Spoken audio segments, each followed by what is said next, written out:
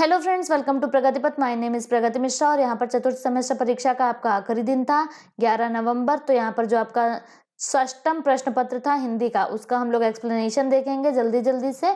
और जो भी आपके एग्जाम्स अभी तक हुए हैं उन सभी का यहाँ पर आपको आंसर की मिल जाता है। ऊपर आई बटन में लिंक दिया हुआ है और नीचे डिस्क्रिप्शन बॉक्स में और कमेंट बॉक्स में भी आपको पिन किया हुआ कमेंट मिलेगा। तो आप सारे वहां से फोर्थ सेमेस्टर के जो है हल देख सकते हैं। तो चलिए बढ़ते हैं पहले क्वेश्चन पे। साकेत महाकाव्य के रचनाकार हैं तो अयोध्या सिंह, मैथिली, सियाराम या फिर माखनलाल। सही जवाब हो जाएगा मैथिली शरण। दूसरा, उच्चारण के समय ध्वनियों के समुचित आरोह अवरोह को कहते हैं। यहाँ पे सही जवाब हो जाएगा लय। अनुस्वार के बाद यदि पा वर्ग का व्यंजन आता है तो अनुस्वार का उच्चारण होता है। यहाँ पर सही जवाब हो जाएगा माँ, और ये हलंत वाला माँ है। आवारा मसीहा के लेखक हैं तो हो जाएगा विष्णु प्रभाकर। काव्य की आत्मा है तो रस, छंद, अलंकार, यहाँ पर हो जाएगा उपरोक्त सभी। ठीक है, तो ये आपके 5 नंबर बन गए अति लघु उत्तरीय बहुविकल्पीय प्रश्नों के। अब देखते हैं आपने अति लघु उत्तरीय कितने सही किए हैं। वीडियो को जरूर से लाइक करिएगा, चैनल को सब्सक्राइब करिएगा। इस चैनल पर आपके टीईटी, सीटेट, केवीएस, सुपरटेट सभी एग्जाम्स की तैयारी होती है। बेसिक इंग्लिश ग्रामर सीरीज आपकी बेसिक से इंग्लिश यहाँ पर क्लियर की जाएगी और बेसिक से आपके मैथमेटिक्स की अभी क्लासेस यहाँ पर स्टार्ट होंगी। इसके अलावा लुसेंट से आपको बाल विकास का पूरा कोर्स मिलेगा। तो कंप्लीट तैयारी, कंप्लीट पैकेज आपको यहाँ पर मिलेगा फ्री ऑफ कॉस्ट। और पीडीएफ आपके अवेलेबल होंगे टेलीग्राम चैनल प्रगति पथ पर। सारी लिंक्स आपको डिस्क्रिप्शन बॉक्स में दी हुई हैं। तो बेझिझक इस चैनल को सब्सक्राइब करिए और टेलीग्राम चैनल को ज्वाइन करिए। चलिए देखते हैं नेक्स्ट जो है आपका यहाँ पर क्वेश्चन। अनिवार्य संस्कृत में उच्चारण दोष के 2 प्रमुख कारण बताइए। तो यहाँ पर आप सही जवाब क्या होगा, एक मुक्त अंत वाला क्वेश्चन है ये। कई सारे इसमें आपके आंसर्स हो सकते थे। तो जैसे कि है आपका रुक रुक कर बोलना, उच्चारण अपूर्ण करना, वर्णों को फेंक कर बोलना, संगीत में स्वर में बोलना, तुतला कर बोलना, बुदबुदा कर बोलना, ये सारे के सारे हो जाते हैं। 7वां देखिए, नीति का कोई श्लोक लिखिए। तो नीति का श्लोक आप कोई भी गीता का श्लोक लिख सकते थे या फिर बचपन का कोई भी आपको संस्कृत का श्लोक याद हो वो लिख सकते थे। जैसे कि आपका हो गया काकः कृष्णा पिका कृष्णा को भेदा पिका कयो बसंत समये प्राप्ते काकः पिका पिका। या गीता का कोई श्लोक हो जाता है नैनम छिन्दन्ति शस्त्राणि नैनम दहति पावकः न चैनम क्लेदयन्त्यापो न शोषयति मारुतः। तो ऐसा ही लिखना है आप जो बढ़िया सही लिख सकें, कोई गलती जिसमें ना हो। ठीक, कहानी के 2 प्रमुख प्रकारों के नाम।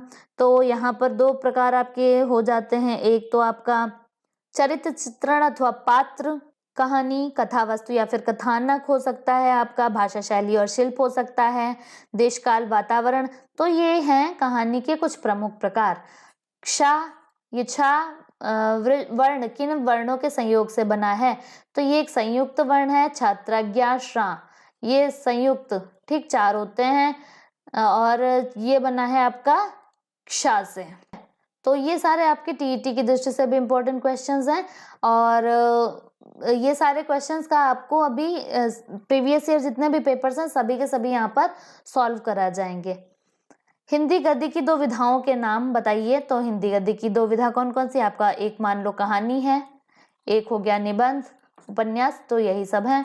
ये देखिए स्वर्ण शब्द के पर्यायवाची लिखिए। तो एक हो गया आपका कनक, एक क्या हो गया आपका कंचन हो गया, और क्या हो गया सोना। सोना एक तद्भव है शब्द, ठीक। तो ये हो गया। जीवनी तथा आत्मकथा में कितने अंतर, 4 अंतर बताइए। तो ये इसमें आप क्या लिख सकते थे, आत्मकथा और जीवनी जो है, जो आत्मकथा है वो अब कोई जो व्यक्ति लिखता है वो अपने बारे में लिखता है, ठीक है, और व्यक्ति स्वयं के जीवन के संदर्भ में लिखता है, उसे कहते हैं आत्मकथा। और जीवनी व्यक्ति विशेष के जीवन पर जब कोई दूसरा व्यक्ति लिखता है उसे जीवनी कहते हैं। आत्मकथा में व्यक्ति अपने जीवन के जो निजी गहराइयां होती हैं उससे जुड़े प्रसंग लिखता है और जीवनी में ऐसा आवश्यक नहीं है, ठीक है। और क्या होता है, आत्मकथा में लेखक अपना जीवन पर्यंत जीवन वृत्त प्रस्तुत कर देता है और स्वयं ही उसे लिखता है, जो कि बहुत ज्यादा विश्वसनीय होता है। और जीवनी में ऐसा नहीं होता है, क्योंकि उसे कोई और लिखता है तो वो इतनी गहराई से उस व्यक्ति को थोड़ा ना जान पाएगा और क्या होता है आपका, ये आत्मकथा जो है आत्मनिष्ठ होती है, जीवनी वस्तुनिष्ठ होती है। हर बार ये क्वेश्चन आपका आता है, बहुत इंपॉर्टेंट क्वेश्चन था ये। प्रत्यय और उपसर्ग में अंतर स्पष्ट कीजिए, अगला क्वेश्चन आपका। तो इसमें क्या है, प्रत्यय के अंतर्गत किसी शब्द के अंत में कोई अक्षर या फिर शब्दांश लग जाता है, जिससे शब्द का अर्थ परिवर्तित हो जाता है। अब जैसे कि क्या है, कड़वा में कड़वा हट लग गया तो कड़वा हट हो गया। अब प्रत्यय कृत प्रत्यय तद्धित प्रत्यय दो प्रकार का होता है। और सेम आपका उपसर्ग में क्या होता है, जब किसी शब्द के शुरुआत में या प्रारंभ में कोई शब्द या फिर शब्दांश लग जाता है और जो पूरा शब्द होता है उसके अर्थ को परिवर्तित कर देता है, उसे कहते हैं उपसर्ग। जैसे कि हो गया आपका सुकन्या। अब मौन वाचन क्या है, मौन वाचन जो है लिखित सामग्री को मन ही मन चुपचाप बिना आवाज निकाले पढ़ना मौन वाचन कहलाता है। और मौन वाचन में ओष्ठ हिलते नहीं है। और जैसे कि बच्चा, एक बहुत इंपॉर्टेंट इसमें लाइन ये होती है, जब जड़ महोदय ने कहा था कि जब बालक पैरों से चलना सीख जाता है तो घुटनों से खिसकना छोड़ देता है, उसी प्रकार से जब भाषा के क्षेत्र में बालक मौन वाचन की कुशलता अच्छे से समझ जाता है, अर्जित कर लेता है, तब वो तेज तेज पढ़ना या फिर इस तरीके से सस्वर वाचन का अधिक प्रयोग छोड़ देता है, जैसे कि हम लोग हैं। और मौन वाचन में थकान कम होती है। दूसरी बात की, जो आपकी उच्च शिक्षा है, उच्च कक्षाएं हैं, वहां पर मौन वाचन बहुत काम कर आता है।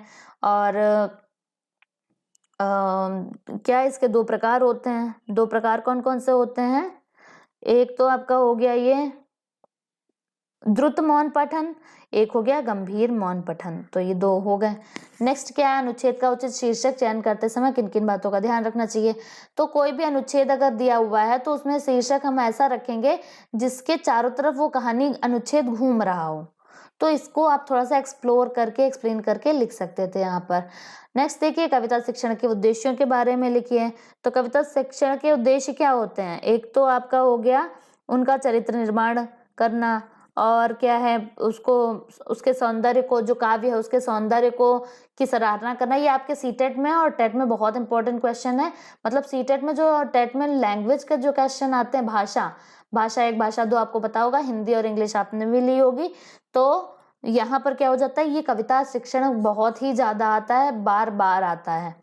तो ये बहुत ही हिंदी में तो समझ लो यही भरा पड़ा रहता है, बहुत ज्यादा आता है, घुमा फिरा के। तो ये आप जरूर ध्यान रखिए, सौंदर्य को की सराहना करने के लिए काव्य के, और साहित्य में रुचि के लिए, मतलब रुचि के लिए, ठीक है, और चरित्र निर्माण, इन सब के लिए ये यूज होता है, उद्देश्य होता है।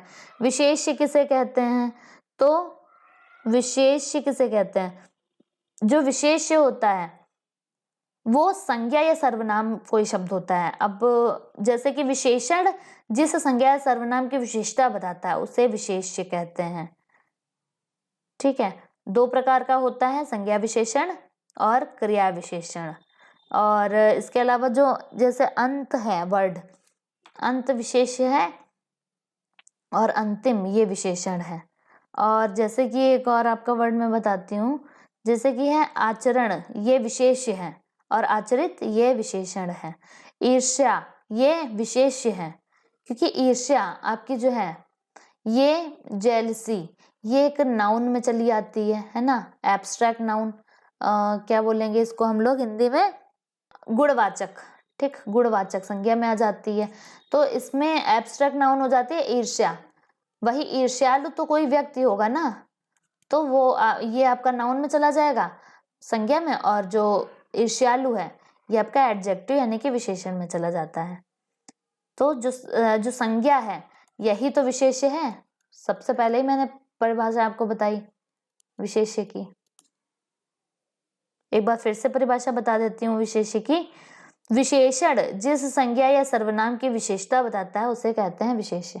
अब नेक्स्ट देख लीजिए, संस्कृत में अनुवाद कीजिए। पेड़ से पत्ते गिरते हैं, ये हर बार आता है, यही रखा रहता है। वृक्षात पत्राणि पतन्ति, ठीक। राम घर जाता है, रामः गृहं गच्छति।